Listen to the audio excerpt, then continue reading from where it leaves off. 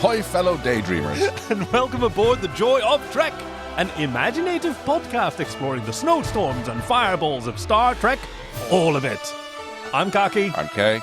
And imagining my enemies locked up in prison is your chief engineer, Greg. Together, we're on a mission through the space hole of Star Trek to find the winner at every Dabo table and the excellence in every episode. Even the submissive young women. Because every episode must be someone's favorite and might as well be ours. So stop imagining your impending death and join us as we vanish into the Joy of Trek. Can you guess at home what we're doing? Ah, yes, it is DS9, Season 1, Episode 16, If Wishes Were Horses. Finally. I was tricked out a few times thinking that different DS9 episodes were going to be this one, because I couldn't quite remember where it was the one with f***ing Rumpelstiltskin. Well, that's probably someone's fantasy. Oh, yeah. Certainly with Michael J. Anderson, a handsome man.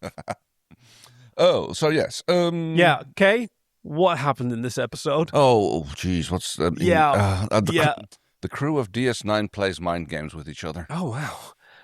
I'm impressed. Like, I could not do what I make you do every week, so I'm very, very impressed. Chief, can you tell the listeners at home what this episode is about? Deep Space Nine is put in jeopardy when the crew's thoughts manifest themselves, and such figures as Rumpelstiltskin appear. Yeah, that's right. If you're listening, this is that episode. So If Wishes Were Horses, first aired on May 16, 1993. Written story by Nell McCue Crawford and William L. Crawford. Related? Probably. Might be a spouse team. Teleplay by the same, and Michael Piller, and directed by Robert Legato. Featuring Rumpelstiltskin, played by Michael J. Anderson, who's very, very fun to see him. Of Carnival fame and several other... X-Files, some know him from, Mulholland Drive. Yeah. Person of short stature, a fantastic character actor. I'm surprised we haven't seen a lot more of him on Star Trek, but I guess they couldn't afford a man of his talent very often. Mm. And Keone Young, who plays Buck Bokai. Now, I and the Chief especially know him primarily from his voice work as, among other things, let me see. Oh yeah, Commander Sato in Star Wars Rebels. Oh, okay. Yeah, very cool. Let me see. Voice actor in a bunch of video games. Deadwood. Wow. Magnum P.I., Curb Your Enthusiasm, or as the Chief says, just an actor in a bunch of things. He didn't, I don't think he jumped out particularly remarkable to me. I don't think, I didn't have that moment where he's sitting there like, who is that guy? Where do I know him from? And then have to go pawing through IMDb to find out what. I think there's probably been a time of his life where he gets mistaken for, the lead actor from Kim's Convenience. I mean, both of them are of Korean descent. Right. And fuller-figured gentlemen. Sure. Yeah. Not something that you traditionally expect from, baseball is quite an athletic sport. Yes, you'd think so. But I mean, baseball was already on its decline at that time. Yeah, but he broke records of athletes like DiMaggio and I know some figures like Babe Ruth was a well-fed man. Right, yeah. I mean, he was actually the reason that the New York Yankees went to vertical striped uniforms. Was it? Yes. To be more flattering for his figure? Yep. Oh, okay. It was a cool style anyway. Oh, yes, absolutely. Do you notice that this one was playing for the London Kings? I heard that, yeah. I mean, maybe London, Ontario? Oh, I like that. Just making it up as I'm going along here. So, who recommended this episode to us? Okay, this episode was recommended by, Rugger, friend of the show. And they say, this is the episode where the crew of DS9 figure out their chemistry. The plot doesn't matter and just strings together the hijinks, but this is the episode where the crew really enjoys each other, where they become a team. Oh, yeah. Yeah. Now, it's really interesting that he places this on the crew rather than the cast. Oh, yes. The cast also had a good time. I can imagine, yeah. Especially Terry Farrell got to show off some of her comedy chops, much to the surprise of the Siddig, who cracked up a whole bunch of times. Like I read that Michael Piller said, "Yeah, I've got the dailies from the sort of makeout scene in my personal collection. Not because they're horny or anything, but just because she does such a good job of getting under his skin, and he couldn't keep a straight face." Yeah, they had to do 12 takes or something. Because Siddig kept breaking up and fluffing his lines. All right, so I've got. I looked for a bunch of reviews on this, and as always, I like to do a bit of a spread. Now, let's start with the idea that it's not a widely beloved episode, which is... Imagine why. Now, I'll get around to my sort of mixed feelings about it because I'm coming at it from both sides. Let me see. Tim Lynch called it a surprisingly routine outing for DS9. Okay. It's fairly... okay, so they had to do... There's a lot of... It must have been expensive by way of special effects because of all the people disappearing and appearing.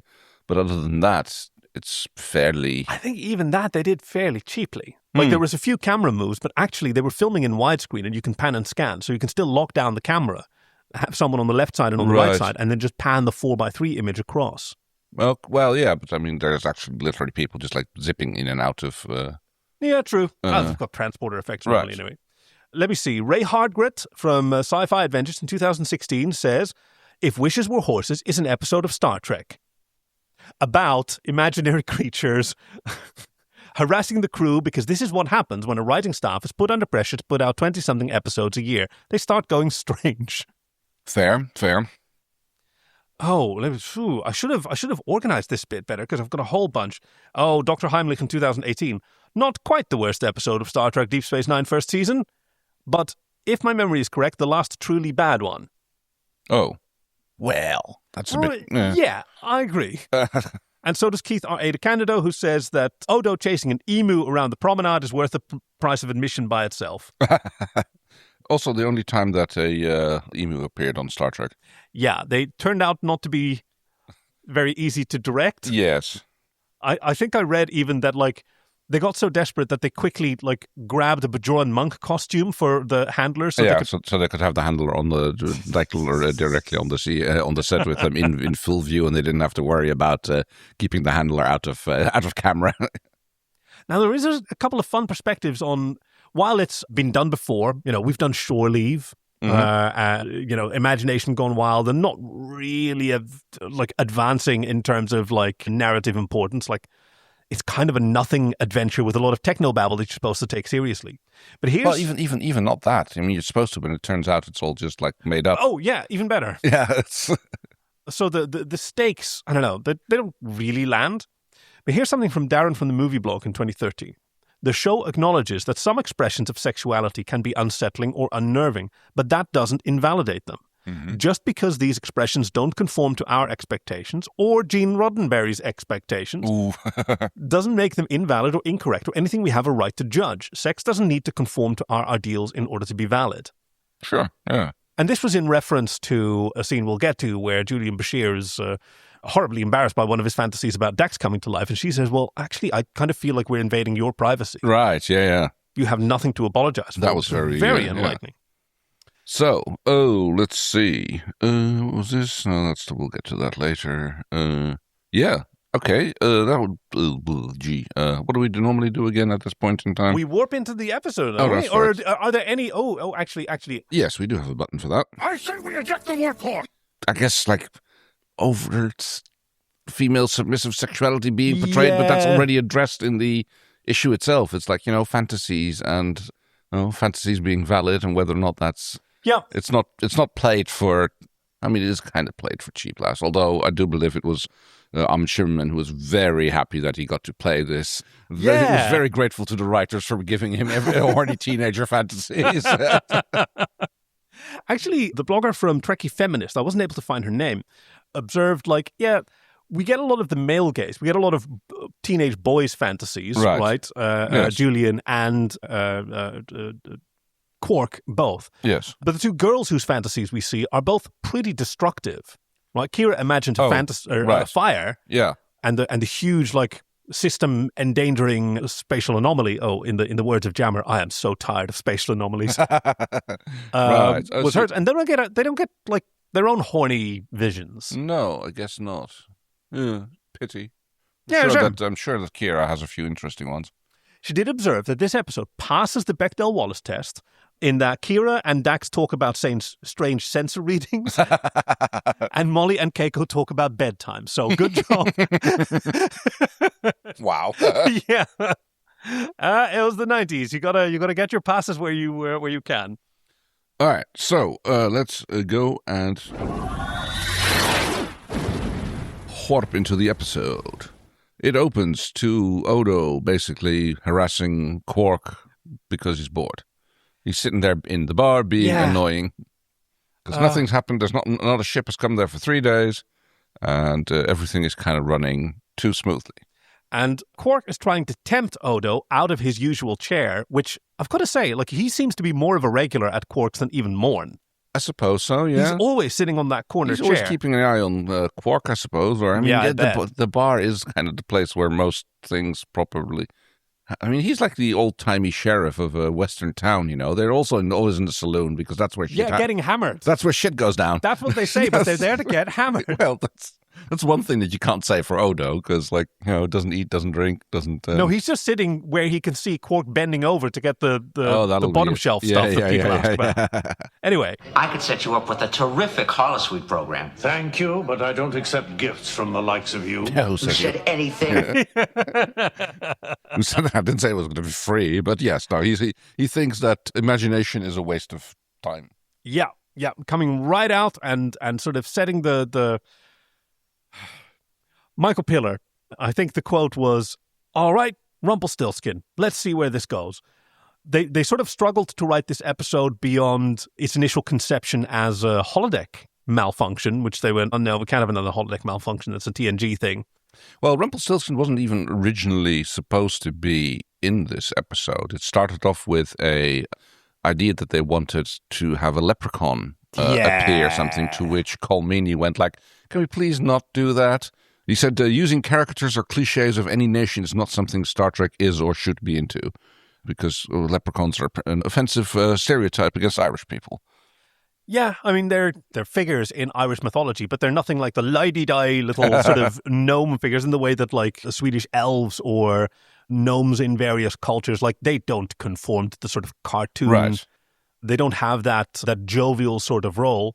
And, yeah, especially if the imagery is used to represent our people, then you get cultural transference and, stereotyping at best, racism at worst. So, they had to, like, they went like, okay, Rumpelstiltskin then, and then they had to, like, take it from there, and it turned the episode around completely, apparently, because, yes, it didn't turn into a holodeck malfunction. Yep. Oh, it was, the setup was for it to be like that, which hence the opening scene with Jake going into the holosuite. Yeah. But that was just like a vestigial leftover of the original script before it was rewritten. Yeah, cool. I did read by Hannah Hattai, and she was the child actress who played Molly, who later on in life, when she was interviewed about it. Okay, so initially the trivia said that Hannah Hattai was sick at the time and had to be, like, bribed in order to perform on this episode. She later corrected the record because she said, "I was absolutely terrified of Rumpelstiltskin. I think that I legitimately thought the actor who played him was going to steal me. Yeah. I was too scared to be alone with him in the same room, so I had someone else with me at all times."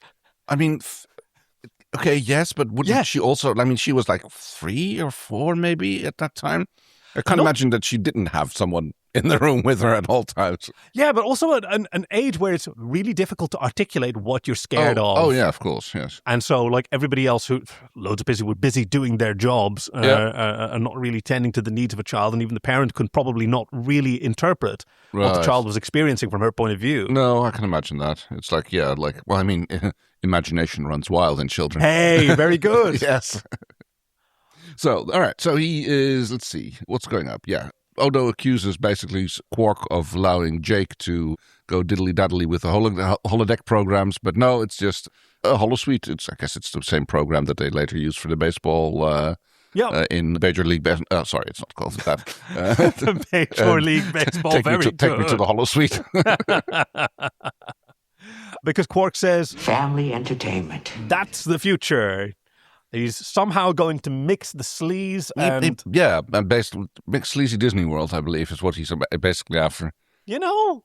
I mean, that'd probably sell. Yeah. Right? But also a bit like, didn't Las Vegas do this? I guess that's kind of what they were after. Right, after a few decades of getting increasingly sleazy and then trying to, like, bolster the city's reputation with more family. I mean, I've heard people say that, like, it worked better when the mob was still running running Vegas. But let's not encourage that kind of thinking too much. But I do love Quark's Flintstones comment, though. It's a living. Yeah. Oh, I saw a comment somewhere that this is a great example of how the actors are already able to make the most out of like not a lot. Right. Like Odo and Quark really only get this one scene together, and not much in the way of camera moves. Oh, they get 2 scenes. Right. The other one is well, a little bit more. Yeah, with the girls on the promenade, and then with Quark in the cell. So it's a little bit more than that. Yeah, there is more interaction than I thought about, but they really make the most of it. Mm-hmm. Okay, I want to jump in here just a tiny bit because what Quark is talking about is what Vegas was doing at the time this episode was being made. At the time this episode was being made, Vegas was pushing hard to be, we need to be a family-friendly thing, we need to do all of this. There's Lindsay Ellis videos about it, there's Defunct Land videos about this. This was a big push to try and no, we need to be family-friendly. And it kind of did nothing for them because that stuff's really expensive. And it's not expensive in the way that a casino is expensive. It's expensive in a different way, and you have to kind of separate it. And no one was happy. So Vegas kind of is like, hey, what if we don't do that? So yeah, it's just very funny to kind of know about this because that is going on while they're doing it. So this is Star Trek talking about and kind of playing up what was going on in the real world at that time. Meanwhile, in a booth, quiet in the back, Jadzia is gently letting Julian down. Yeah, who's... I can't even... That was 2 Ractogenos, extra strong. I can't even concentrate. It's just sharing. Oh, you seem to be able to concentrate on that ambassador the other day. Well, yeah, but 4 substitute. And he is just trying to weasel out, and she's just been like, yeah, no, you're just like a horny bastard who's... Yeah. And I'm just not up for that in this lifetime, or at least not at this point in time. Uh-huh. And she's... I don't know. She chooses her words carefully, respectfully, but setting firm boundaries. I think maybe in Star Trek in the modern era, or television in the modern era, I should say, she would have been more explicit in turning him down. No, that's not something I'm into, and it's okay for people who respect one another to say no. Sure, yeah. But this was a different era where you didn't really do that as a woman unless you wanted to be whatever. But she says, Julian, you are a wonderful friend. And he's backing away already my heart is pierced by Cupid. Friend zoned. Yeah, the bullshit concept. But, right, yes. And she suggests taking a high-pitched sonic shower, which I guess is the equivalent of cold shower? I think so, yeah. I don't enjoy the sort of sonic idea of a high-pitched vibe. I just imagine Bashir in the sonic shower. You got me with that one. Or maybe the high pitch, maybe it's the other way around. Maybe the high pitch is really stimulating and just gets into, stimulates all those deep nooks and crannies that normally you'd need some extra implements to reach. But she says it's not going to work. I've already tried it. Yeah. Dax goes up to the bridge where there is a little thing. I mean, okay, so this is actually it summarizes the exchange we just had very well when the commander asks, "How is our young doctor?" To which she replies, Young. Yeah, which is yeah. Which Ben would understand. Oh, absolutely. She does enjoy his company. But there are shenanigans happening. Elevated thorium emissions in the plasma field. Yeah, and that's where I realized, I'd forgotten just how much Star Trek used to rely on, okay, we can't really set up stakes, or we can't figure out personal stakes or whatever. We need some space stuff. Mm-hmm. And I've only recently, in the last few years, grown sensitive to just what people actually mean when they criticize the technobabble. Because a lot of the time, I thought about, it's people who just maybe don't really care about science, because sometimes or what they say in the technobabble is really quite relevant and interesting. Things are expanding, and you can visualize that if you have some grasp of physics, or at least an interest. But it's also, I think, sometimes used to mask dramatic deficiencies. Right. It's a bit of a MacGuffin. Yeah. Or maybe I'm just not the sort of sci-fi eager nerd that I was. I mean, I lapped this up at the time. This was a great way to get my attention for an episode. Right, yeah. When it was coming out. Not so much anymore. See what the tech talk is doing, yeah. I mean, I guess it tries to mask itself as hard science fiction by using that. Sure, Star Trek. Yeah, take on the trappings without the effects. But anyway, more investigation is needed, and in the meantime, O'Brien is reading a bedtime story to Molly. He's doing a great job. He's like Molly is really enjoying it, and he's getting to the good part of the Rumpelstiltskin story, where the Queen is egging him on, and she said at first, "Are you called Jack or Are you called Harry?" And he's making a face, and she's absolutely loving it. But then, no. And at the sound of his own name, the old man was so furious that he stamped his foot, shaking the entire kingdom. And he broke in two and disappeared. You know, I've been reading Grimm's fairy tales, or at least the first English translation from 18 whatever, and they are bonkers, because the original Grimm's fairy tales was, the Märchen und Volksvertalung or whatever, Right, yeah. was an academic text. Oh, okay. Right? Academic preservation. Right, of folksy tales. Right. Yeah, so it was kind of a boring text, actually. And, you know, a lot of the original folk tales were pretty brutal and of course, yes. morally dubious. Depends on which, by modern standards, maybe they were trying to teach a different Morris. Oh, yeah, no, absolutely. And also, like, sometimes they were trying to encourage young people to be, you know, to use guile and be the abuser before you yourself are abused sometimes. Fair, yeah. Right? Survival skills in a tough life. So what the translators did when they brought it into English was take away everything that would be offensive to a Christian sensibility. Okay. And sometimes, like, substituted with Christian Morris. Oh, and then she prayed to God, and then suddenly the frog erupted into a fountain of gold or whatever. And sometimes they wouldn't even bother. So people's motivations are like inscrutable at best and just randomly change for no reason. There's all these people who are just lucky or unlucky without any rhyme or reason. Huh. Okay. And it's kind of a fascinating puzzle to figure out, like, which morally dubious trait do you think that the authors removed here? Right. Oh, I see what you mean. Right. Where did the extramarital sex occur, or the murder, or the thievery? All right, so let's see. Molly gets put to bed. No extramarital sex here because... Now then, shall I tuck you in with a bedtime story too? No. Only if you're tucked in with me. Yeah, pure marital sex here. That's how we do it on Star Trek. But Molly comes running out and it says... Who's in my room? Who's it? Like, children in their imagination.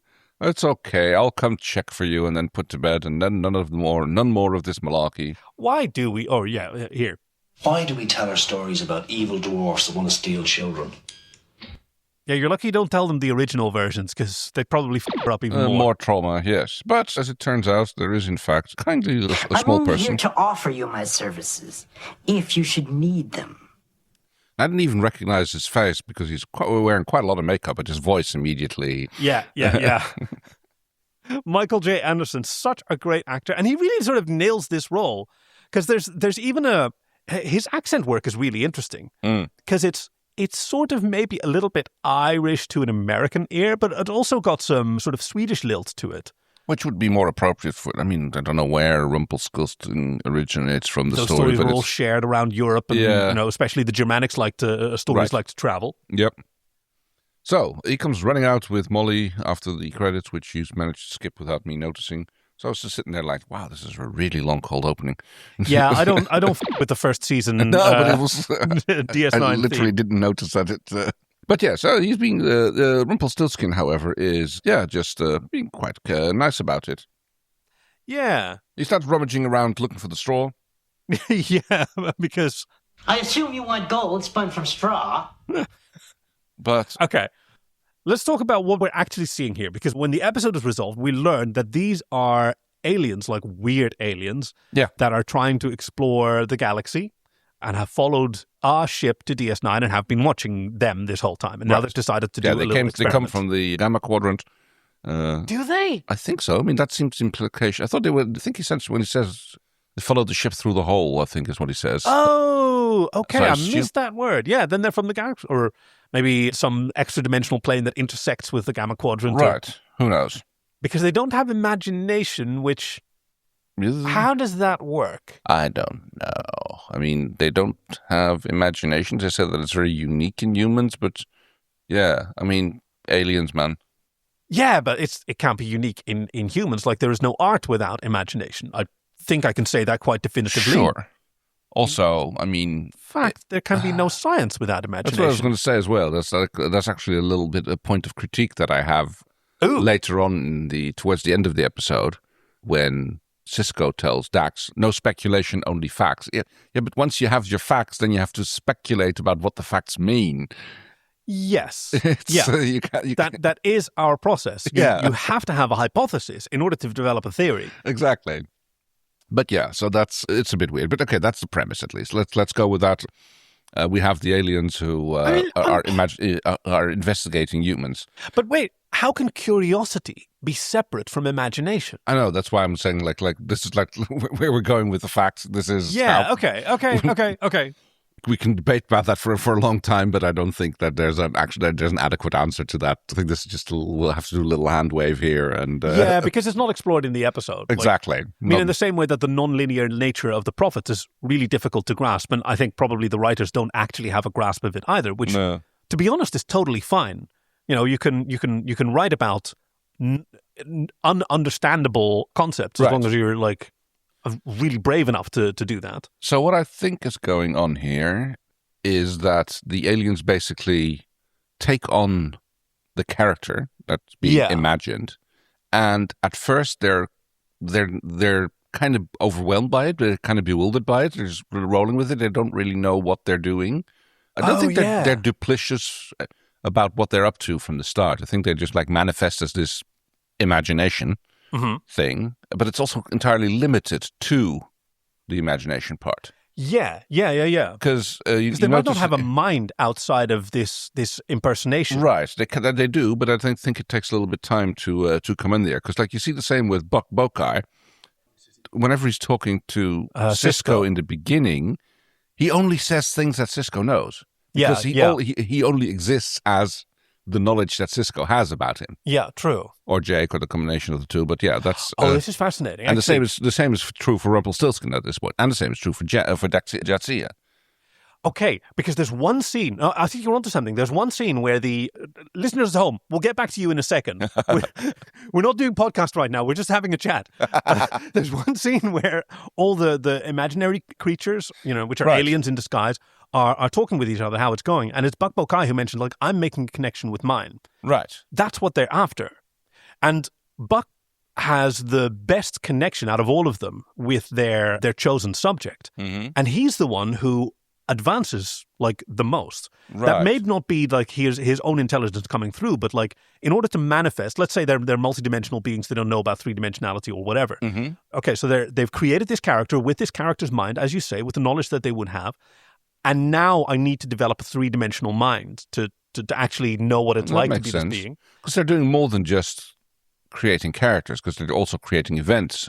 You got the birds, the something or the other jackdaw, as the meme was good called. Point. Those are also aliens. Even the spatial anomaly outside is one of the aliens in a disguise. Could be, yeah, or at least a manifestation of the aliens, which are. And the snowstorm would also have to be one. And and the fire. Yeah, and the guy being burnt alive. That was a... Don't worry, people at home. I did not include that in the GIFs because it could be quite a triggering image for some people. Good point, yeah. Okay, I really like this. So here we have this alien who has a sort of larval stage, wet clay, unformed three-dimensional mind. And he's interacting with O'Brien through the guise of Rumpelstiltskin and only getting this antagonism back, which is what the character seeks. The character is a child thief and a trickster, right. Or not a trickster, I should say, because tricksters actually try to teach you lessons. Rumpelstiltskin is just an asshole who wants to steal children. Well, I mean, he does say, I learned my lesson back in the kingdom. I don't make deals like that anymore. Because they don't work out for me, so I make different deals now. Yeah, I mean, in all fairness, later on he offers to solve the problem in exchange for the kid, but no weird little mind games involved anymore. It's just a straight up trade. I'm surprised. Okay, this episode might have been more interesting if they swapped around who got who. Yeah, and gave the happily married man. Oh, let me see, the two showgirls. Right. to see what they do, and like I don't know, maybe they'd become friends with to play dress up with Molly. Probably take them rafting. Yeah, that seems to be his thing. Okay, great. So we've got that solved, and give Rumpelstiltskin to Quark. And I think, oh God, that would go so wrong. They would fall in love and go a scheming together. Okay. In the Sisko household, Buck Bokai. We've talked about him a few times. Keone Young shows up and he says, "Oh, Ben." And yeah, the vestigial leftover from the holodeck malfunction because Jake... Yeah. He followed me home from the hall suite. Strictly speaking, Buck Bokai already is the second appearance in Star Trek, actually. Oh. He was mentioned, although not by name, in Next Generation, The Big Goodbye. Really? Yes. So it's the Dixon Hill episode in which Picard has to memorize a complex greeting speech. Remember? I remember that one. Yep. Okay. So, yeah, that's like, I couldn't quite, in the time I had to do my research, didn't quite figure out the exact moment. But yes, apparently there's a reference to this character. But not by name. So how do they know that it's the same one? Not sure. Like I said, I didn't really have enough time this morning to do my homework to dig into that. Well, we had a lovely movie night yesterday, so you are excused. You made a fantastic cottage pie. Oh, thank you. I imagine it would have taken late into the night to wrestle with the leftovers. Ha ha ha. There were none. Yeah. All right, so I wanted to dig into this for the audience here. So the Star Trek Encyclopedia does mention this in the 4th edition on page 90. The player who broke DiMaggio's record was mentioned in The Big Goodbye, TNG, but he remained nameless until If Wishes Were Horses, DS9. The Big Goodbye establishes that Bokai broke DiMaggio's record in 2026, but One Small Step, a Voyager episode, puts the event on October 19th, 2032, during Game 5 of the World Series. And all of this kind of goes into like the character's name and everything. It kind of goes down this rabbit hole, and several baseball fans who were involved in the production got involved with it. So Richard Delgado, who was an illustrator, Michael Piller, as well as famed model maker Greg Jean, who provided photos of himself because he was a baseball fan, and they kind of were going that. And then it was an allusion to Buckaroo Banzai as the name, and it's just very fun. But I want you to keep in mind the model maker Greg Jean. That's a surprise that we'll keep in store for later. He shows up. Actually, no. First, what happens is O'Brien finds the best way to deal with Rumpelstiltskin by contacting Sisko. Yeah. I need you in my quarters on the double. Oh, yeah. I'm on my way. And he's just like, okay, it's Friday. I forgot about this. Yeah. He's completely not unused to having a booty call by O'Brien. Oh, yeah, it's time for the threesome with the O'Briens. Molly's gone to bed. They're tucking each other in, and they need, But on his way out the door, Jake is like, Dad, we need to talk. I brought someone home from the bar. Yeah. He said he wants to meet... He followed me home from the hall He suite. said he wants to meet you. It's more like a puppy. It's like he followed me from the holosuite. Can we keep him? Oh, yeah. I found this spare Korean Canadian. Bashir is sleeping in his uniform for some reason. Yeah, so this is the scene that we were referring to earlier with the saved outtakes. Yeah, where Terry Farrell is just all over him and just caressing and nibbling while he's... Yeah, he's being very panicky, like very teenager. He's suddenly getting everything that he wanted, but it's now he suddenly can't really cope. I must be hallucinating. Yeah, because that's what you do when you're kissing with someone. You grab a tricorder. Why are you fighting this? Why am I fighting this? Why am I fighting this? You're right. Why am I fighting this? It's like let's you're get. right. But as he starts to give in to the affair, and you can see them lying down out of character, out of camera, scene, yeah. it's. All senior officers report to ops immediately. It's cock blocked again. He's been dock blocked, and now he thinks that it's a prank, which I don't know exactly how that works. Like, okay, All right, let's all play a joke on Kay. You volunteered to go over and make out with him and bring his unrequited love, exploit that. Yes. And then we'll interrupt him, and then we'll all laugh at it, the fact that it's happened. But you have to put your tongue in somebody else's ear or whatever. I think she was doing I don't know. I mean, it seems like a cruel high school prank, where one of the popular girls tries to let one of the take an unpopular boy who she knows is into him, lead him on and pretend that they're going to kiss and make out, and then all the other girls are waiting for them and laugh at him. Oh, okay, yeah. I don't know if that's. I mean, I assume that's the kind of thing. I mean, that's not the kind of my activities in high school. No, but I can assume that. I mean, it's been portrayed in. As gay gentlemen, we had other stuff going on in our lives, for good or ill, take your pick. At the time than these kind of tropes. So yeah, they only exist in movies for me. Yes, exactly. So I'm assuming they're kind of somewhat based in reality. Yeah. But yeah. Well, very rarely is our teenage self the best version of ourselves. So let's hope that everyone grows out of that. But yeah, with a raging tricorder, he struts out of the room. And it turns out that yes, we have now 3 aliens on the bridge. Lieutenant Jadzia Dax and Dr. Julian Bashir, I'd like you to meet Harmon Bokai, a baseball player from the London Kings who's been dead for 200 years. And Rumpelstiltskin. Yeah. Oh, and also, this dude over here. It's kind of funny because, nobody knows at this point that this is not the real Jadzia. Yes. Yeah. Because he goes... Could this be related to the increased thoron emissions in the plasma field? And Jadzia is suddenly turned blonde and goes what? Thoron emissions? I don't know. How are we gonna? Can we think of a fun nickname to tell real Jadzia apart from? I don't know. I mean, Blondzia. She's not blonde, but I mean, she acts like it. Terry Farrell has done this, or would later on do an even more robust version of this role in Far Beyond the Stars, where it's suddenly the 1960s and everyone is different people on Earth in a magazine, and she's like a production assistant, always chewing bubble gum, and she's reading the story, and she goes, "Oh, she got a worm in her belly." Wow, she's such a wonderful, wonderful comedic actress.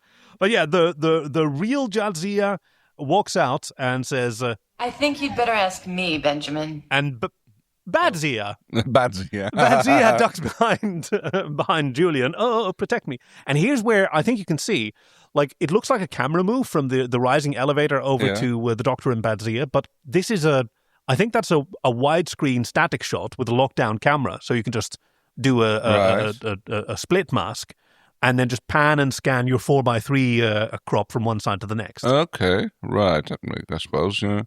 Because, she ducks behind. It's very well done. Mm-hmm. So you mean you're shooting it widescreen and then you... then you do a split screen and then you pan across it. So you have to... so it looks like you're doing a camera pan, which is in fact... Which would be very expensive with this kind of masking to have the same character appear twice. But, Bug Bokai really cooperates with the investigation, but he describes everything still in terms of knowledge that would exist in Buck Bokai's brain. And he keeps doing that, yeah. But not even knowledge in Buck Bokai's brain, knowledge about Buck Bokai in Sisko's brain. Oh, yeah, that's interesting. Because this alien had the database version and a Sisko's imagined version, which are, both pretty intertwined. Okay, so it's interesting because Sisko goes... You're a holographic image of Buck Bokai that I created so Jake and I could play ball with you. And he is like, but I remember all the games. I remember the opening days. The homer that won the 42 World Series. And how he broke DiMaggio's consecutive streak. Yeah. And Sisko says... I programmed it into the computer. All of it. Every statistic. And he could just say, okay, what do you remember that's not about baseball? Oh, yeah. It's good. Tell me about your mother. Yeah. What is her name? Right, yeah, exactly. Because I don't know. Oh, tell me something only the real Buck Bokai would know. Right, yeah, it makes sense. Tell me something juicy from the locker rooms that never made it into public. Ooh, well. I don't know. Oh, yeah, he does talk about the 42 World Series. I don't think he's talking about 1942. It's probably 22, 42. I don't know when baseball phased. He's been dead for 200 years, so I'll place him in 21 because it's 23 something. I do like that we now cut to Rumpelstiltskin trying to connect with O'Brien. What foreign tongue are they speaking? Okay, now I'm seeing it from this perspective. All of these aliens are trying in their way to make a connection with their subject. Right, yes. And Rumpelstiltskin's just like, that's an antagonistic relationship. And for Bokai, it's a positive relationship. But they don't probably really understand the difference between hatred, love, and all of that. It's just possible, yeah. Seeking connection. I mean, apparently they don't even see the difference between a holographic dude and like a spatial anomaly.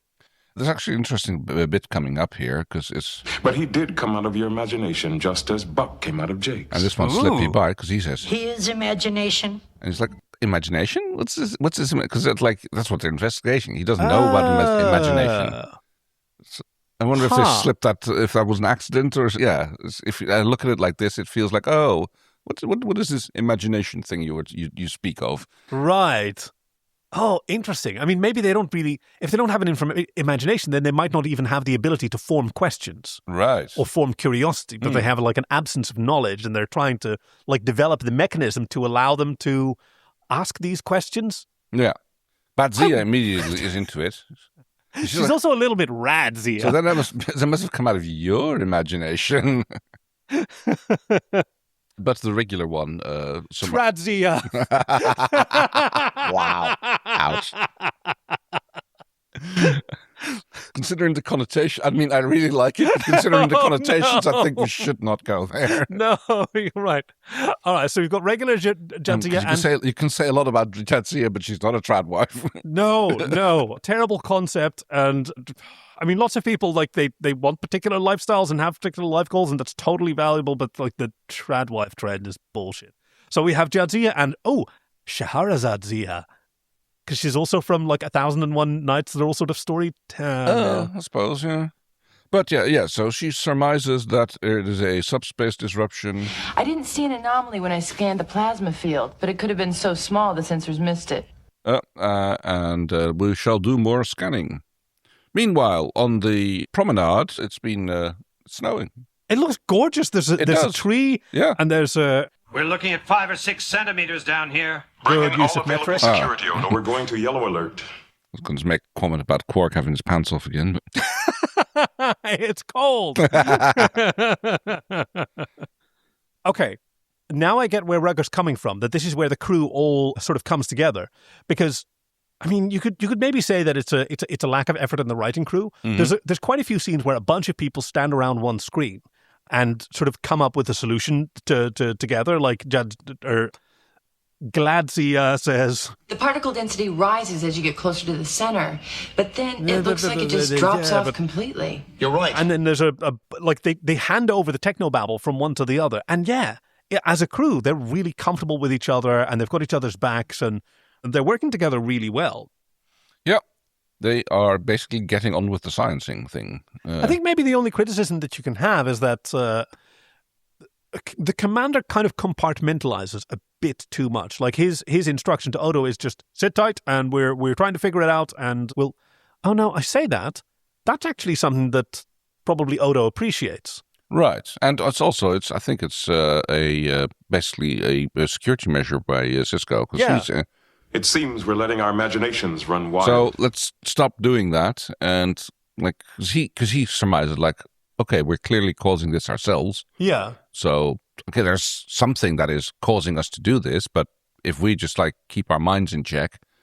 And Odo is the right person for that job. Right. For sure.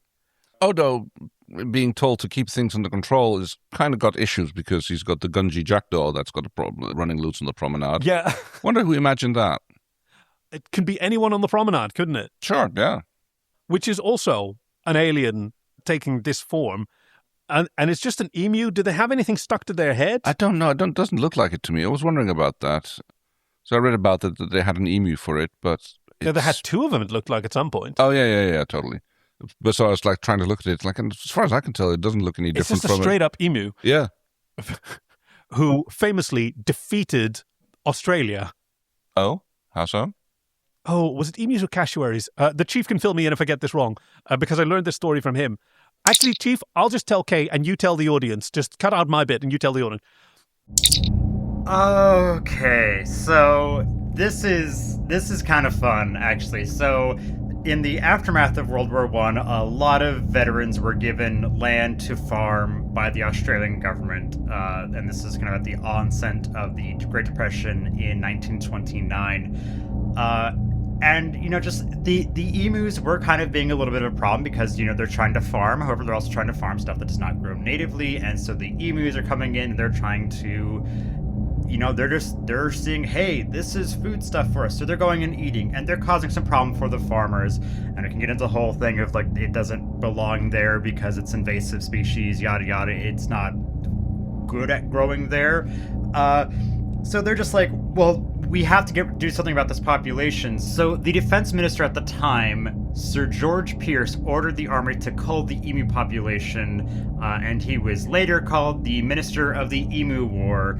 And this war did not go well. They had several attempts of it, and, they would kill some, but there's not enough because emus are fast and kind of terrifying animals, and the official Wikipedia page for this says the casualties are 986 emus confirmed killed. That's nothing. That is so nothing for like a population of like the entire species of birds. So yeah, the Australian government finally had to just like declare that it was over because it just did nothing. It was a month, a week, and 1 day. So as Cocky says, they had to surrendered to emus because they weren't killing him enough. Let's see, what is... I love René Auberjonois, like, facing off with this emu, just face to face. Okay, now off you go, and just sort of waving his hands off. There you go, this way now, please, thank you. He notices that there's a bit of a disturbance in Quarks, wanders in and tries to get people to basically stop. I'm going to have to ask you all to please refrain from using your imaginations. Yeah, that works well. Yeah, that's really going to work, especially when they're winning at Dabo.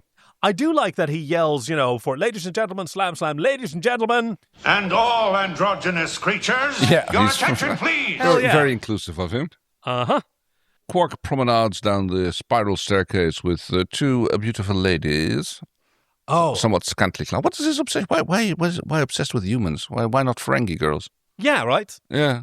I've never understood why aliens think that scantily clad human women are super attractive. Oh, no, exactly. That's what television writers do. Oh, no, that's Gene Roddenberry. Yeah, so you can put scantily clad, fit human women on screen, which is kind of his whole thing.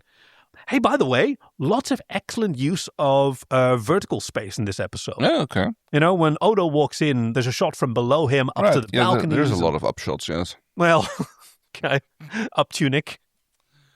But Odo points out that Quark might not be as in a good place as he is because... I'm surprised because every one of your customers is winning.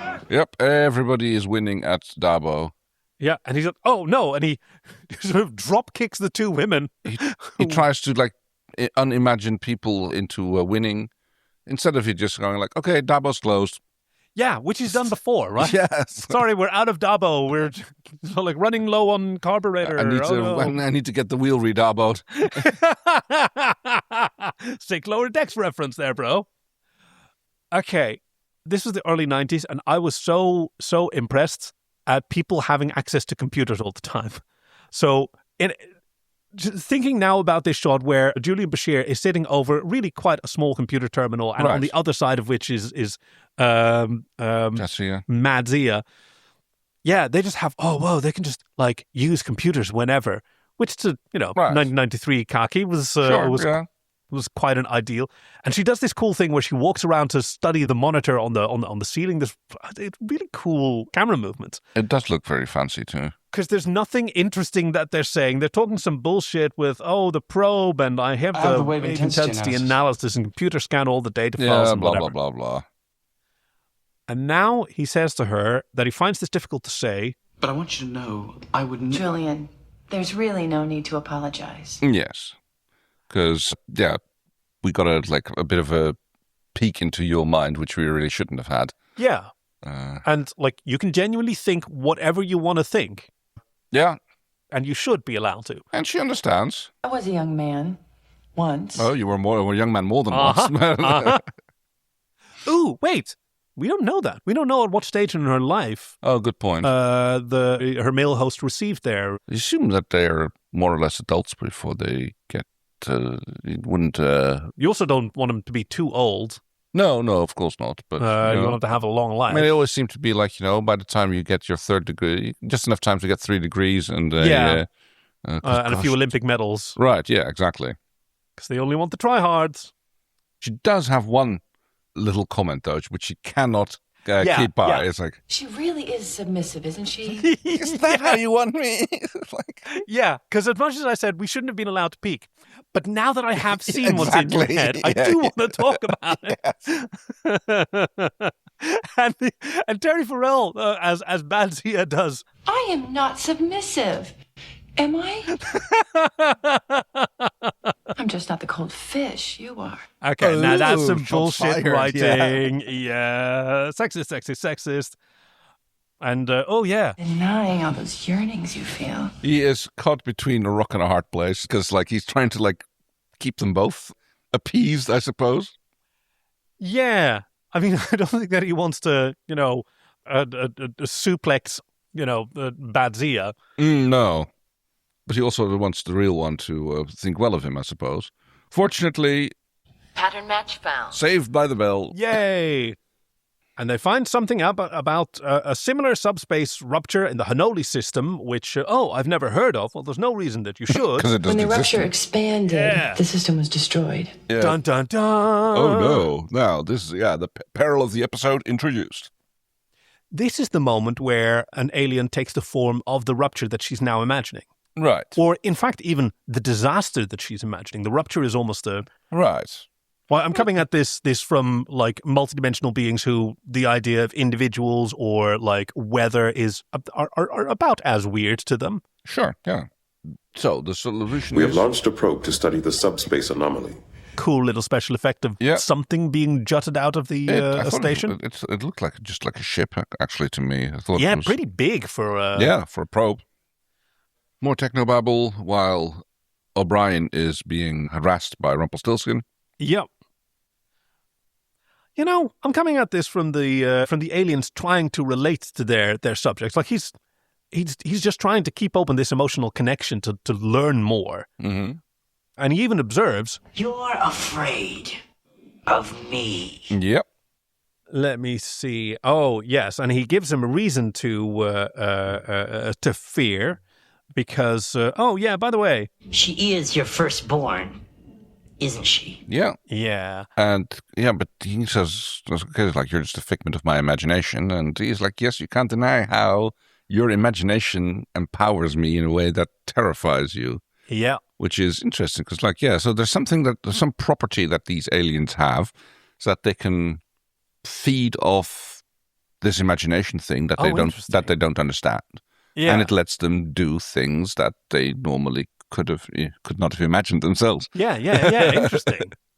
It's like Rumpelstiltskin only has superpowers because... Yeah, that's right. Because O'Brien thinks he does. Imagines him to have so. And or is worried that he might. Well, yeah, I mean, that's what the story is. So, and I don't think that... It's interesting because I don't think that Buck could have done the same thing. Rumpelstiltskin offers to solve the problem for him. Oh, yeah. And even though Buck is also one of the aliens, I don't think he could have just waved his hand and made the problem go away. They had to imagine the problem going away. Oh, yeah, that's right. Before it actually went away. And for Rumpelstiltskin, the only reason that he's offering that... is because that's his nature. He still wants to make a deal, not that kind of deal. He still wants a daughter. Yeah. That's just inherent to his character. Whereas Buck's coming up now in a fantastic tracking shot, by the way, that starts on the upper deck of the promenade. Yeah. And we follow them along the curve of the promenade. And then the commander goes down the stairs, and so does Buck Bokai, and we follow them. Mm-hmm. Oh, I think is there a cut? Yes, there is one cut. Yeah. But the camera just drops down as they descend the spiral staircase and walk through the promenade. And this is, by the way, the first time that Sisko touches the ball that's going to be on his desk for the rest of the... Yes. He doesn't actually keep it yet. He hands it back to Buck. Yeah. They talk about... this is one of those scenes where he is basically yeah, it's like baseball. Oh, yeah. But he's trying to like admit that, like trying to figure out like I'm real. No, I'm real. I can like pinch myself. It hurts. And he asks, so what am I supposed to do, huh? Yeah, like I'm here now. You're thinking about this in terms of, alien shenanigans or subspace ruptures or whatever, but I'm here. What am I going to do if I stay here? Right. Do you got room on your team for a switch-hitting third baseman with good power? From the left side. Yeah. Hey, off. Yes, exactly. But this is, again, one of those scenes where he knows nothing that Sisko doesn't know. And his personality is changing as they interact more, because unlike O'Brien, Sisko is kind of open to Bokai. Right. Right. Within the boundaries, like, I think you're a figment of my imagination, but, I treat you with the respect that anyone is due. And this is where I think Bokai's mind can open to... Really meant a lot to me. How much you cared? And talking about, like, the last game of baseball ever played, there were only 300 people in the stands. And yeah. Sisko says, in my version, 301. Yeah. And Bokai says... I heard you cheering. It meant a lot to me because, well, I mean, yes, he would, because... Again, he knows. Yeah, he knows that also from. Yeah, he actually only knows it from Sisko's point of view. Yeah, well, and I like your interpretation that he's also got like the computer data. So right, which Sisko programmed. Oh, I mean, the holodeck program would have memories of previous times that it was used, and so there was a record of like this game where he, the only human in the holodeck was Sisko cheering from the stands, and Bokai would remember that as well. Sisko tosses the ball back to him just before the turbo lift doors close, and we cut to a scene, and now we see the three aliens together. Yeah. We don't know any more than when we started. I do, says Bokai. I'm making a connection. And in retrospect, I would have really loved to have the snowstorm and the emus here as well discussing. Yes, that would have been an interesting, And emus are sitting there going like, in the meantime, the snowstorm is going on all around them. And, Shut up, Greg. Oh, no, sorry. I run into this where when I'm trying to imagine just a regular name for someone, I accidentally use Greg, which is summoning for the chief. I'm sorry, chief. Wait. I'm just trying to figure this out now. Does this, what does this mean for our friendship, Cocky? Have you just been, harboring this, pit of, anger and hatred inside of you for me all this time? Wait, what? As a precaution, we have diverted all incoming ships away from the station. And they are talking about how the Vulcans solved it. They solved it by firing a pulse wave torpedo. Yeah, and how did that turn out for them? Well... They were wiped out, along with the entire Hanoli system. So let's not do that. And Brian-O is like, oh, actually, let's do. Yeah. To which Kira has some objections because, oh, no, but our technology is really improved and we can manage it now. Yeah, but... And if we can't, we destroy the whole Bajoran system. Very good. Yeah. Sisko goes like, well, yeah, but we destroy it anyway if we don't do anything either. So we're kind of stuck here. Yeah. They're very relaxed about this. Yes. I like how they're not, alerting the Bajoran government that there is a solar system threatening. What can they do about it? Evacuate people? Go into bunkers? If the system is going to get wiped out, the bunker isn't going to help. And you can't evacuate that many people in... But some. Well, sure.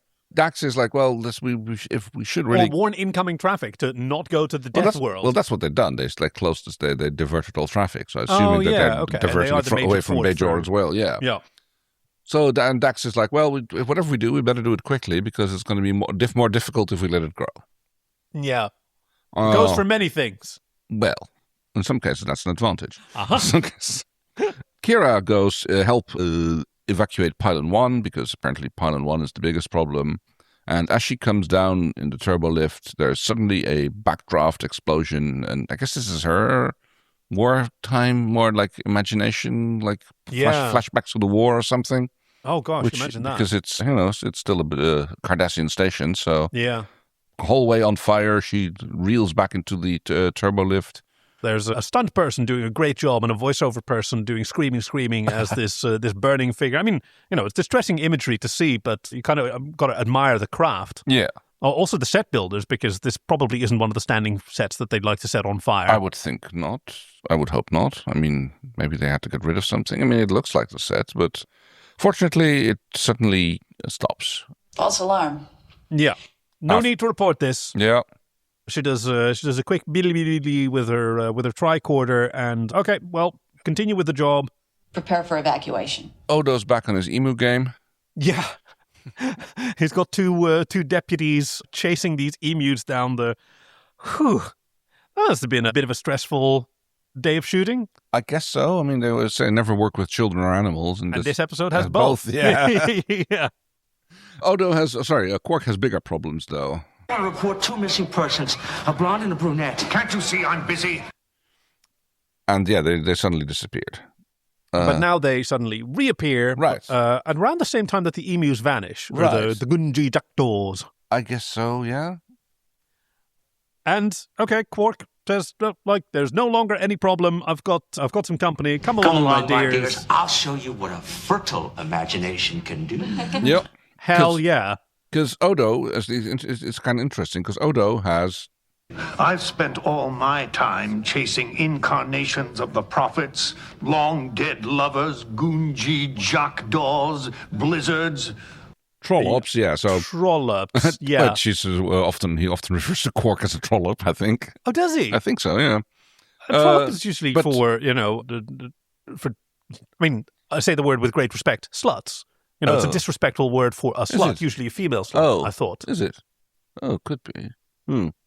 But yes, to which, I mean, Quark almost correctly says, so as usual, yeah, you're just like dealing with everybody else's imagination or shenanigans, and you have none of your own. You're not doing, you're just reacting to what everything goes on the station, and not taking advantage of the opportunity, so to speak. I think Quark is actually being a very considerate gentleman to these young women. He's chosen to dress in probably his least ostentatious outfit so as not to upstage their sartorial choices. I mean, okay, so what's the deal here? So clothing on females is scandalous in Ferengi culture. Yeah. So let's put as little as possible on them? Well... Wouldn't it be would you think that then... enormous ball gowns and elaborate outfits would be even more scandalous than just a little bit? Or is this the difference between sex and pornography? It's no, I think it makes sense. Getting tickled with a chicken feather and getting all or using the whole damn chicken. I think it does make sense because a lot of pushing the boundaries of acceptable clothing, right, in our society. We're talking like beachwear, like thongs, or the amazing half thong that penis people can wear if they clench just right. Like, technically clothed, but imagine if they were fully naked. Right. And here it's the opposite, where they're just wearing a few scanty bits. So technically naked, but imagine that they were clothed. There were. Sure. Right? Sure. And the ball gown is all in your mind, which is where it's even hotter. No, okay, I can deal with that. Yeah, no. I like that. Good take.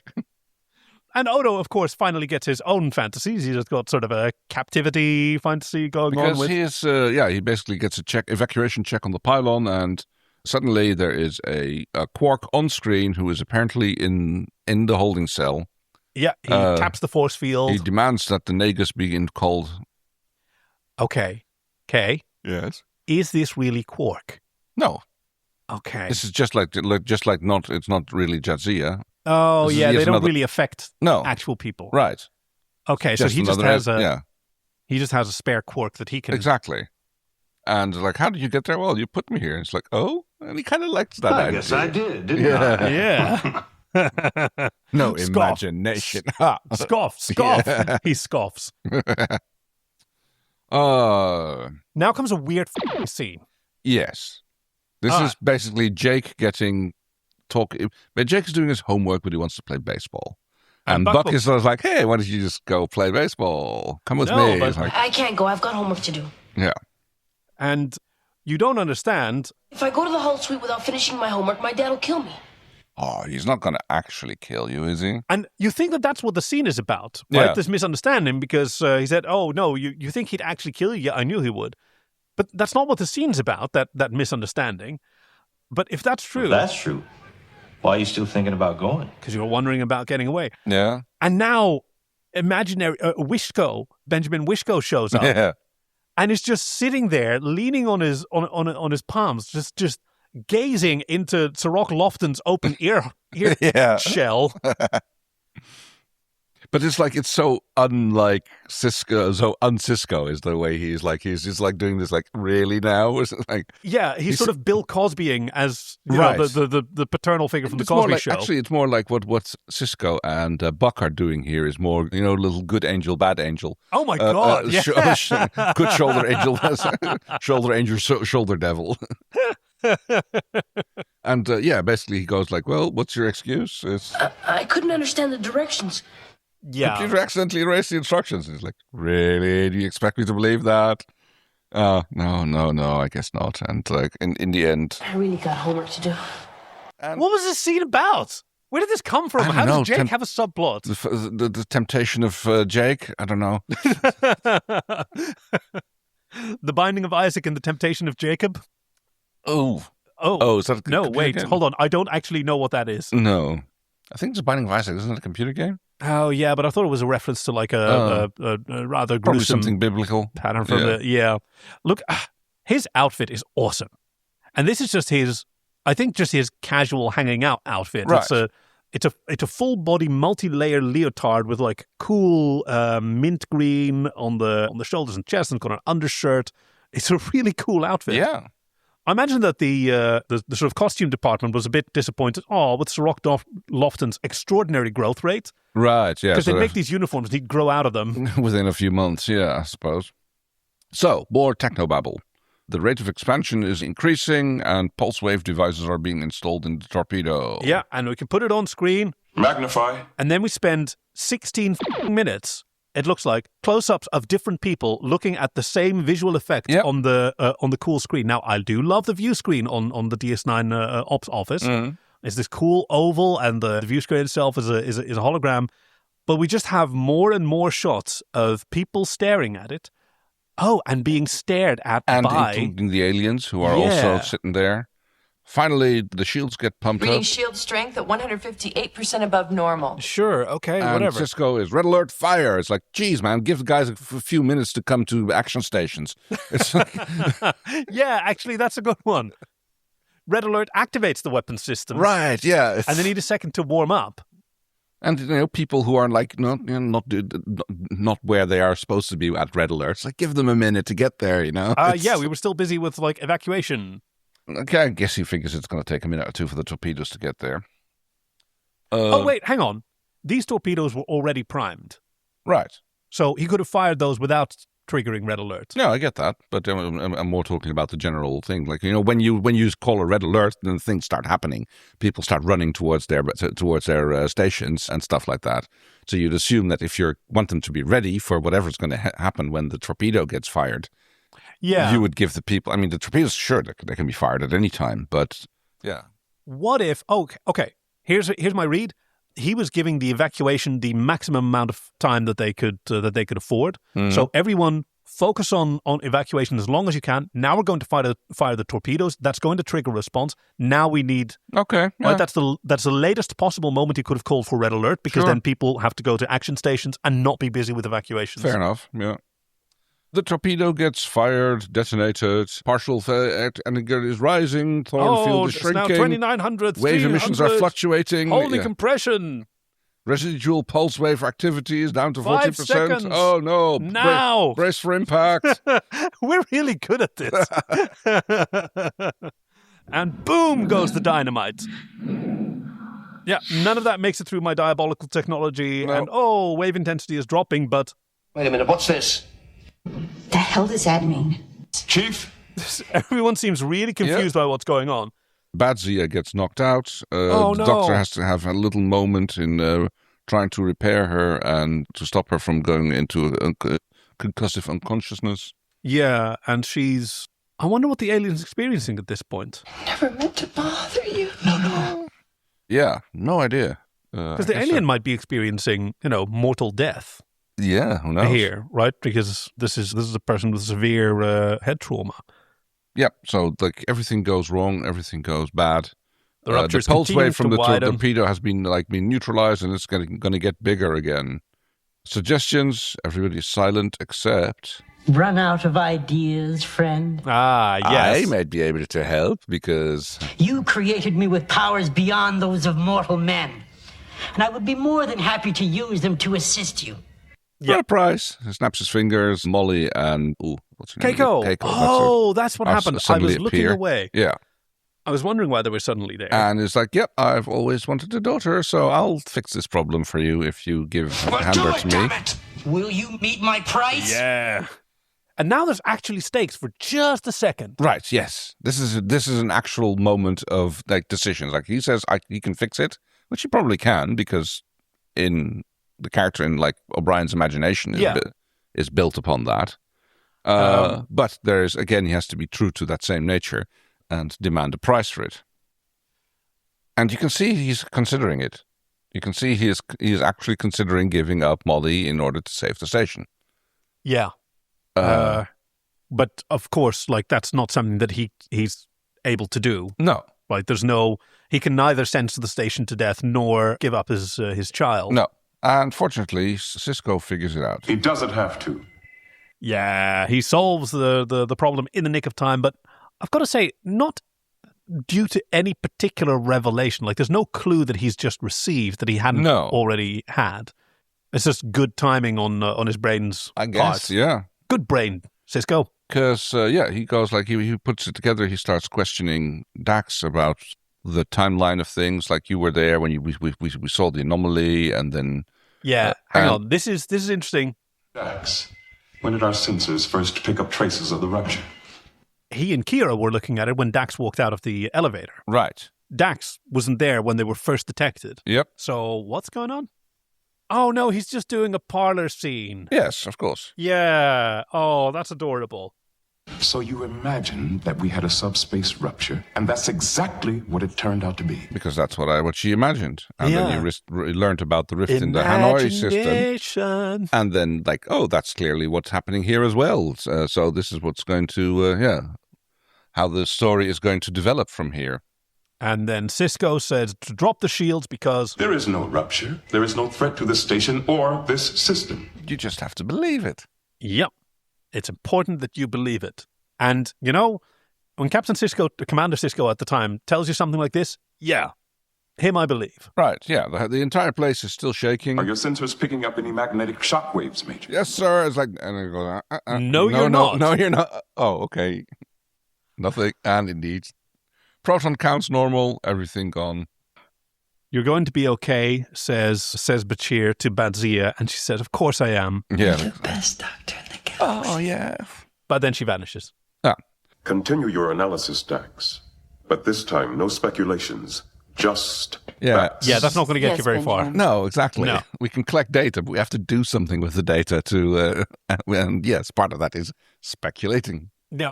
So, yeah, it's a little bit weird there, but... So he wanders off, goes to sit in the corridor. I don't know. This is just the corner of his office that we rarely see. What? Yes, he's got in his office. There's a little bit off to the side. I remember in another episode, this is where he and Kai Wynn sit. Right. What class of ship is it that he's got the model of? Oh, interesting. I don't know the official class. I think there was an early Enterprise in that model. It was an early design for the Enterprise in the original series. Right. Where instead of a dish, a saucer section had a sphere. And in the TNG finale, All Good Things, the USS Pasteur, captained by a future Beverly Picard. Yeah, that looks like it, yes. Was like a future version of this design. Yeah, it kind of looks like they took the front from the ship from the 2001 Space Odyssey. Very much that, yeah. And then just like put a cylindrical engineering section on it and then two pylons. Although, had 2001 come out they would have been working on this in 1966. Oh, I don't know. Wait. Yeah. Oh, you mean the original? Is this from the original series, you think? Yes. Right. Or at least the design was from the original series. It was one of, was it Matt Jeffries or... Right. Chief, tell us all about this cool-ass ship. Okay, so when I went back to look at the scene, I first thought that, okay, well, it's the sphere thing. Maybe it's the Olympic, because that's what the Pasteur is. Like, there's like the big ball ship, the starship with the sphere on top. It's one that I've never really liked, because I just never really liked the ball design, and it was annoying to find because every time I was trying to look up Star Trek spheres, like Borg spheres, like, no, that's not what I want. So I had to do a little finagling to find it. So, yes, you're kind of right there, Cocky. So the ship is actually the Daedalus class. So from Ex Astris Scientia, a model labeled as a USS Horizon, which could have been the vessel mentioned in TOS, A Piece of the Action, was built by Greg Jean and can be seen in Cisco's Ready Room. It is based on an early design for the USS Enterprise by Matt Jeffries, which is depicted in The Art of Star Trek, although we've never been able to see a close-up that would allow us to identify it as a Daedalus class. So, yeah. What's kind of fun is when I was looking at the Olympic, so Bill George took that original design and made the Olympic with it. And Cocky, this is for you when you're listening to it. Bill George is the person who designed the B-Wing for Star Wars, who then had the droid named after him in Rebels in the episode, I think, Flight of the... Oh no, I can only think of Flight of the Conchords, and now I'm just thinking of Hera flying the B-Wing on that planet with Flight of the Conchords playing instead. Well, I think I know what I'm going to be editing together now, because now I can't get this, oh no, my brain, Alright, but yes, the Daedalus class, not the Olympic class. Be right back, I'm going to go edit something now. Thank you. See, that's how we should do it. Yes. No sense in me using my memory and imagination. Right. Hey, wait a second. Does that mean that I'm your chat GPT? Whoa. I did not sign up to be anyone's large language model, Cocky. What the Which, as he's sitting there, do you think he summons Buck by thinking about him, or is it's just Buck? Oh. He might. Yeah. And he might even do it intentionally. That's what I'm thinking, yeah. I wish I could, I wish I could understand what was happening. This imagination of yours, it's a tough concept for us to get a handle on, Ben. Yeah, we've been watching you. Trying to figure out the rules of your game. And why don't you just, come talk to us? And I was like, yeah, well, you never know how the visiting team is going to get treated, which is... I love that he stays within this terminology. Right. And it's clear, I mean, these, again, this is, apparently a species which is just doing exploring. And Cisco asks... Was it really necessary to put the whole station in jeopardy? But we didn't. Yeah. You did that. So apparently those are things that you expect the world to do. I suppose. I mean, it must still be empowered by by the aliens' presence. Yeah, for sure. Maybe they didn't know they had this effect on people. And you don't know where they're coming from either, because... We have never seen anything like it. Which seems that it's unlikely that they came from the Gamma Quadrant, but... Yeah, I'm thinking that might be the intersection with their realm, which seems to be quite different from ours, because, the Vort, even the Jem'Hadar probably have imaginations, because there's also no strategy or guile exactly without that facility. And they do the thing where, we're sort of explaining how humanity works to humans, because... At first it seemed to us to be a curse and irritation. That Odo fellow said it was a waste of time. Well, Cisco disagrees, and I knew you would. I learned that about you. Well, this is more important. That you could have such an affection for someone you never even met. That seems that's a very important trait of Star Trek in general, I think. Yeah. And but he shoots back. But you haven't told us anything about your species. I'd like to, but not right now. Maybe next year. Yeah. Maybe if we get renewed for a second season, but no, it won't come up again. Because, And he tosses him the ball, and that's where that's how Cisco acquires his baseball. Uh-huh. And that's the first time that he tosses this ball, the first of the talking ball. Oh, yes. You're allowed to talk. You've got to give it back now. It's like, you're done talking, I'm having the talking ball. Yes. Oh. So... Thank you, Roger, for recommending this episode to us. Yes, and this perspective of the sort of crew coming together and having each other's backs, and I really like that. Let me pull it up, see if there's anything else in there. No, really was just that. And the plot doesn't matter and just strings together the hijinks. Yeah, I think that's fair. An attempt was made. This is coming dangerously close to hijinks. there was for sure an attempt, but it doesn't matter. Much like Shore Leave, much like other episodes that don't hold together so well, they're still, like, the actors are giving it their all. The characters are moving in interesting directions. And I think it maintains consistency, the episode. It's not like, yeah, sure, there's aliens and weird things happen because of it, but you can I can construe a frame in which it all makes logical sense. Like, yeah, the aliens apparently have this effect on making imagination come real. Yeah. Even though they didn't know what it was. And apparently, it interacts with them in a particular way that makes it happen. I mean, the most fun I've had with this episode has been discussing it with you. No, really, like having the fun of sort of, okay, let's pick at it, because it was fun enough to watch, but it's even more fun to explore the areas. Do a little bit of mental exploration and how things could be made to fit. Using our imagination, Oh, imagination. Right, so cool. What did you think was?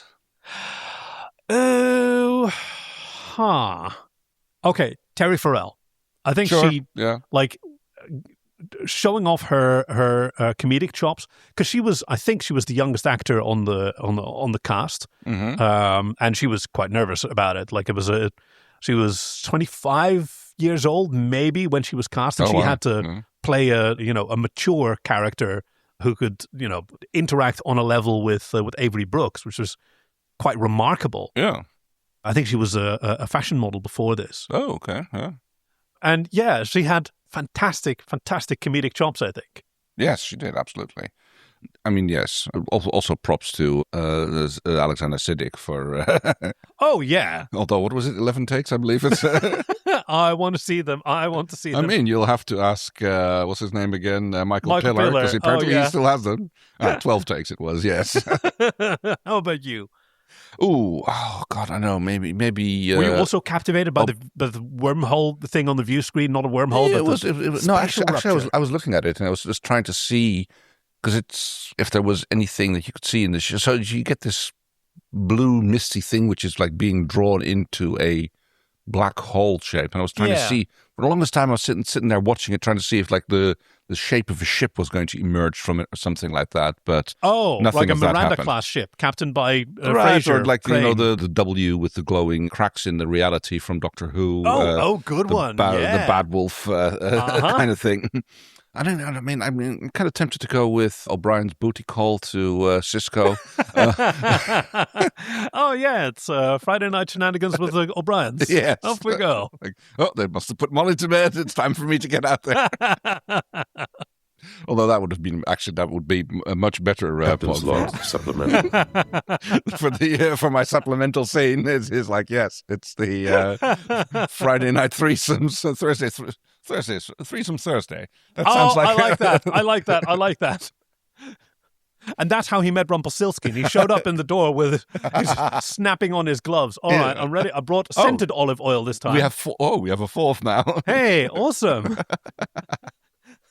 I didn't know it was March already. All right, so do you have a deleted scene that you think that needed to be in here?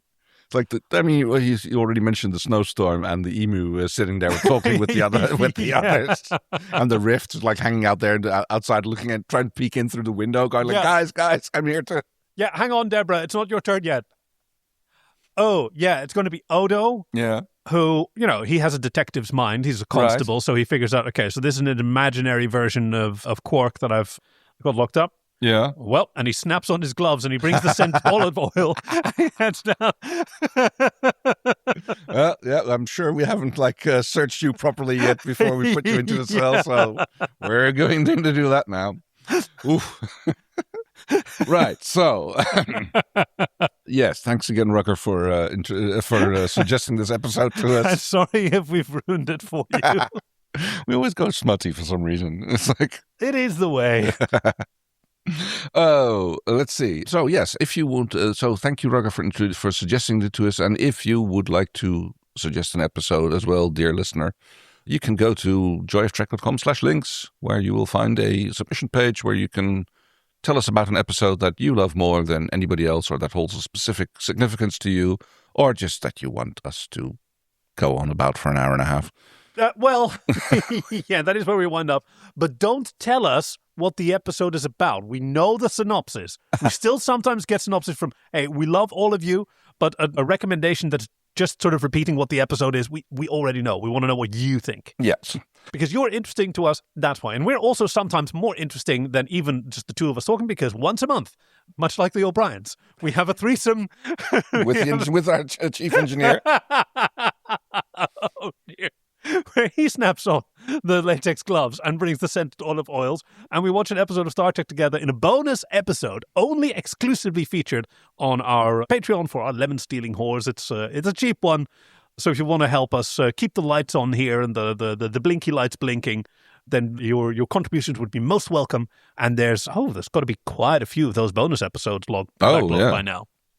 So, let's see what is going to happen. Next time on an all-new episode of Star Trek. With the clues that the chief has left for us to hopefully lead us to figure out what we're going to be watching next time. All right. Now, I think I've got a good feeling about it this time. I don't know why, but I think... all right. Let's see how well we do. Take a peek at the spreadsheet. Don't interrupt me, Wesley.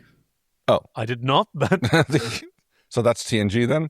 Sounds like early TNG if he's being so grumpy with Wesley. Yeah. All right, let's try 2. Basic shall I be? Basic shall I be?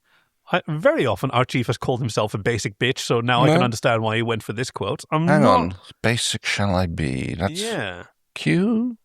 Ooh, that does sound Q-y, yeah. Yeah. All right. Or maybe it's a chemist. Yeah, who knows? Acidic I am not, so basic I shall be. Oh. It's not a joke. Okay. 3. Klingon Targ from home. From when I was a child. Is this also like people seeing things from their imagination because Q is summoning them? Is this a pattern? Probably. Well, it could be. Yeah. Okay, clue number 4. And a few like him are why I travel. Oh, why travel? Oh, is this with the Traveler? Yeah, who knows? Do you remember that one with the big tall guy who looks like Mr. Home, except like right. way more charming? What does he do again? Well, in the episode I'm thinking of, he pretends to be the assistant of a brilliant warp scientist, but actually he's the one who's been right. That's one. Yeah, that episode. Doing this, and then there was a reference. There was a reference to that episode in the research that I did about this episode as well. I think I can't remember what. Nor can I. All right, let's. I do recall reading something about that. Do you have your notes there? Yeah, no, I don't think it made it into my notes, but I do recall reading something about that specific episode while I was doing the research for this one. Let's see if the last couple of clues jog your memory. Yeah? I calculate that at maximum warp, sir, it would take over 300 years to get home. Okay, so now they're back. That makes me think Q again, like Delta Quadrant, being chucked to the Delta Quadrant. Pre-Voyager. Right, yeah. Oh, we've got one more clue. Why not? Yes, of course. Since I'm the one who has made the so-called warp barrier meaningless. He's definitely doing Q there, isn't he? I don't know, man. Why would Q talk about making the warp barrier meaningless? Yeah, I'm worrying. No. It's the arrogant scientist. Right. Yeah. It's the arrogant scientist. So it is that one. It's the Traveler episode. Yeah, the name of which I do not know, but interesting. All right, let's see. Let's find out. Righty, we're going back into season 1 of TNG. The episode is Where No One Has Gone Before. Oh. Yeah. Where no one was gone before. I remember that from the research as well. Yeah. Because it's also one where weird stuff happens. Yeah, I guess so. So it's probably the Traveler. It is the Traveler one then, I think, yeah. Yeah, hey, good theming clustering there, Chief. We got there in the end. So, much like the O'Briens and Cisco, I imagine. I'm sure someone got it in the end. Yay! So, that leaves us only with one more thing to do. I'm leaving Starfleet. Energize! Niemand weet dat ik Rumpelstiltskin heet. We hope you've enjoyed this week's episode with your friends Kay and Kaki, production and editing by Chief Engineer Greg, and music by Fox Amore. Join us next time for Where No One Has Gone Before, TNG 106. Visit joyoftrek.com/links to send us recommendations, support us on Patreon, or to find us on Blue Sky. We'd love to hear from you. Thank you for listening to The Joy of Trek, and we'll see you out there.